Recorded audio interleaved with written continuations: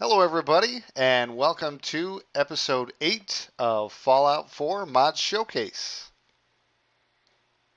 Well, it's nearly February 2016, and still no creation kit for Fallout 4, despite my very desperate plea for it last week. Apparently, no one over at Bethesda watches my channel. Who knew, right? But anyway, that hasn't stopped the Fallout 4 mod train over on the Nexus pages. So let's go take a look at what we've got for you this week. The first mod I want to take a look at today is another standalone weapon brought to us by FF7 Cloud Strife. And in this case, also by the Spaceman 915.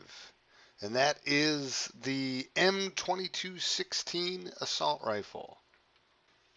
What is there to say about this rifle?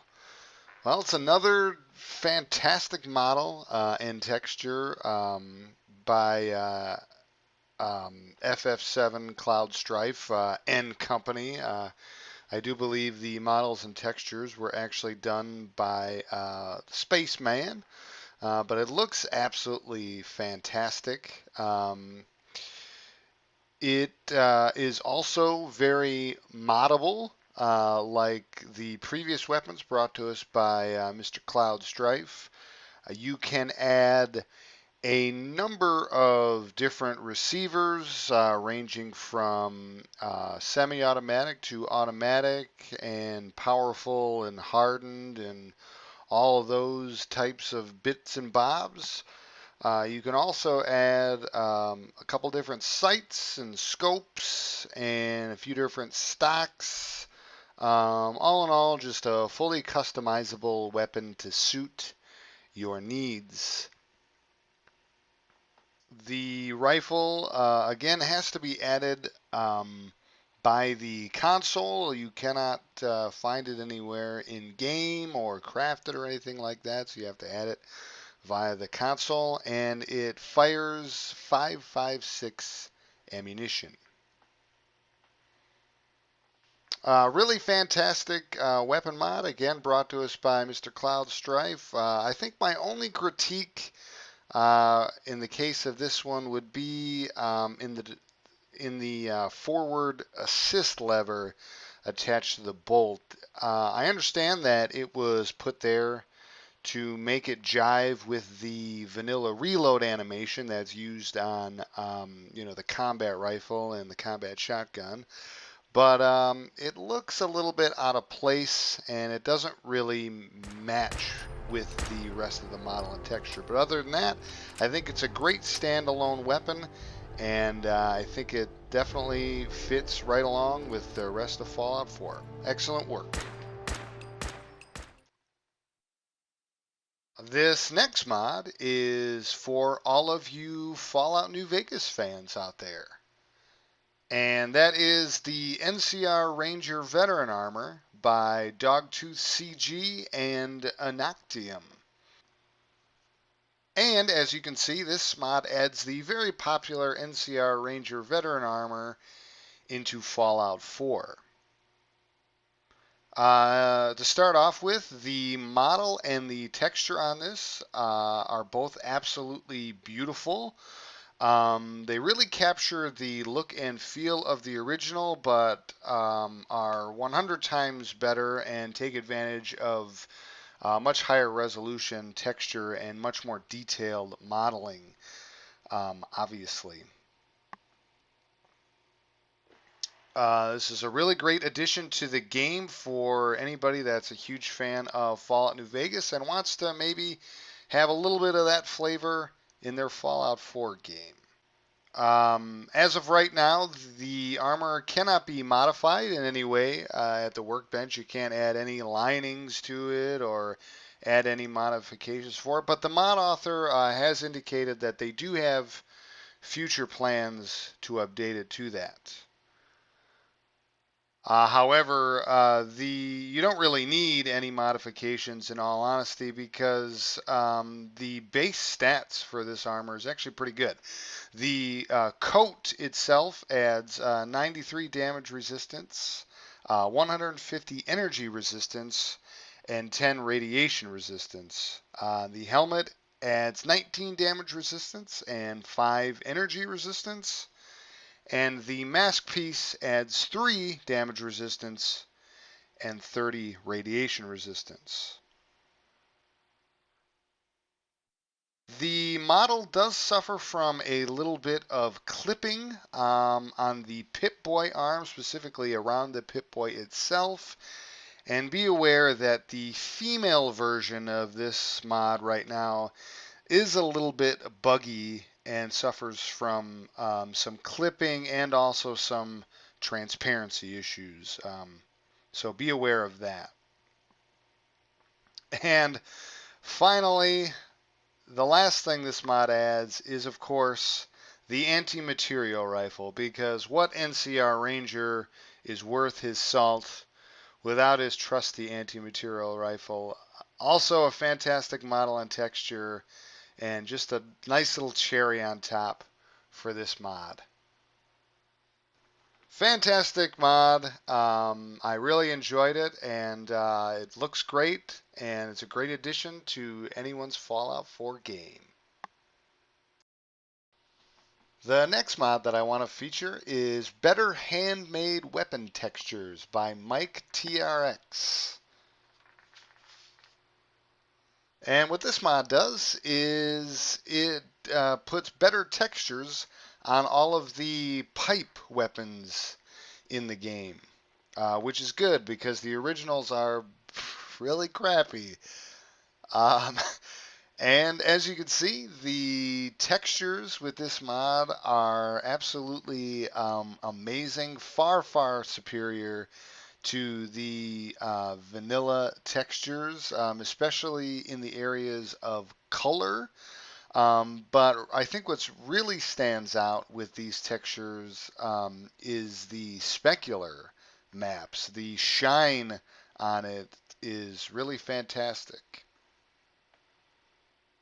There is also a improved wood texture for the wood block bits on the pipe weapons.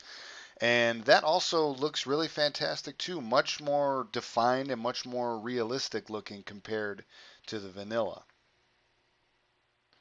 The mod comes in a couple of different variants. There is a rusty version, which again, the textures are just absolutely awesome. 100 times better than the vanilla, especially in the color department.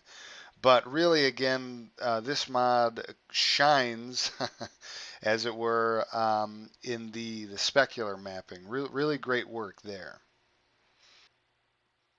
And it also comes, as the mod author says on his page, a completely over-the-top Chrome version.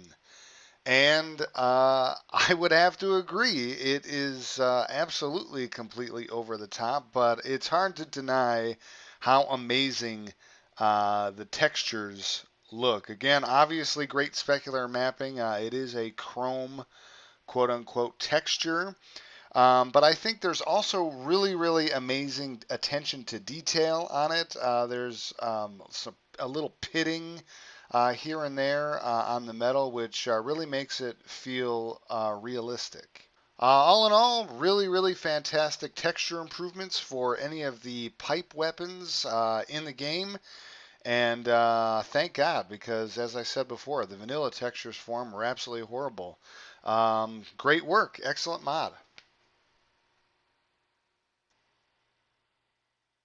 And finally, this week is the ReShade for this week, which is Aviator Reshape by ZORKYTHEDUDE.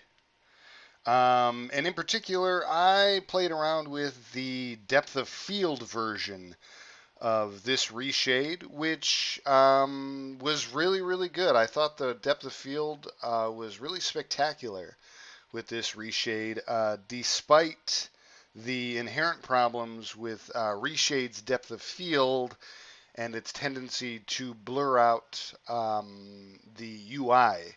In all fairness to the mod author, I really don't think this would have been a huge deal on my end if I wasn't also using my HUD to put the compass at the top of the screen. I didn't really see any blurring of text at the bottom of the screen. Most of the depth of field for this reshade is focused on the distance and the top portion of the screen. But I thought it was really, really well done, and it looked really, really nice. The other thing that I really like about this reshade is the vignette, or at least I think that's what it's called, when you have darkening in the corners and edges of the screen. It really, really made the scene feel dark without darkening the overall image space too much. As the mod author explains on his main page, the point of this reshade was to accentuate reds in the style of the Aviator film by Martin Scorsese. And I think he achieved his goal. All of the reds in the game are much more pronounced, but not overly so. It still maintains that vibrant color scheme that you see in the vanilla game. It just has a little bit more red. The most surprising part about this reshade and what I really enjoyed the most was just how bleak it made the game feel while I was using it, but without taking away from its beauty. The color scheme that the mod author went with really maintained the beauty of this game, but also sort of gave it that sort of bleak feeling. And again, I think that is owed to the vignette. All in all, fantastic reshade, excellent work by the mod author, and something I think that I may actually be keeping around for a little while. I really liked it.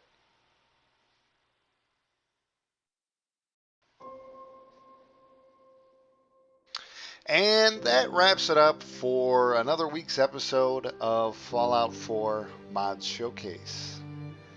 Thank you all for joining me. I do hope you enjoyed the video.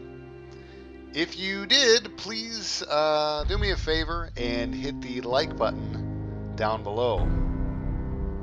And also don't forget to hit the subscribe button too while you are down there, so that you'll never miss out on an episode of this series or any other videos that I put out in the future.